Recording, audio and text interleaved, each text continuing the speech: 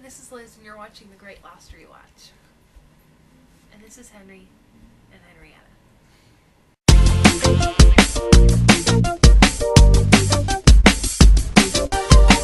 Today we're talking about the episode The Moth. This is a Charlie-centric episode, who's one of my favorite characters. We learn about why he was in Australia, a little bit about his backstory.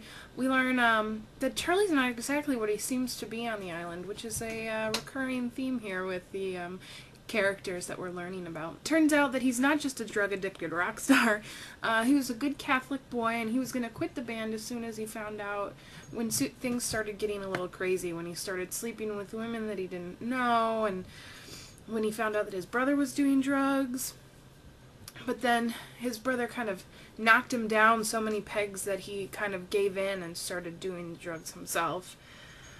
And then the band sort of fell apart. And Charlie goes to Australia to try to get his brother back into the band, and his brother's been straight. Clean off of drugs. Back on the island, though, it seems that everybody's talents are very, very convenient. And I thought that while I was watching when they originally aired. First it was Jack being a doctor, and then it was Locke with the boar, and then it was Saeed with his technology skills, and now it's Michael being an architect. Like, it just seems really convenient that they all have these, but I guess, you know, everybody's got a talent, right? We have our first appearance of Scott and Steve! Yay! They're pretty funny. No, I'm Steve. Sun is asserting her independence, Sun is asserting her independence.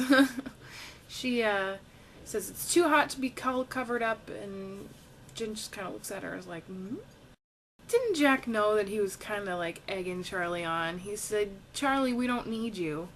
Ouch, Jack. Ouch. And then that caused the cave-in, and Charlie stepped up. I forgot that Saeed was a potential love interest for Kate in the beginning, because Saeed's have so many, you know, love interests himself, both before he got to the island, while he was on the island, and after he got off the island, that it's just kind of like, I forgot in the beginning that, you know, it was Jack, Sawyer, and Saeed a little bit. How many times have they used this scene?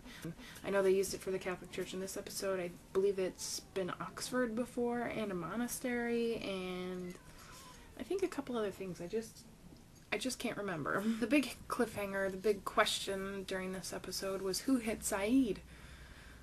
And we don't find out until the 5th season that it was Locke. Or was it Flock?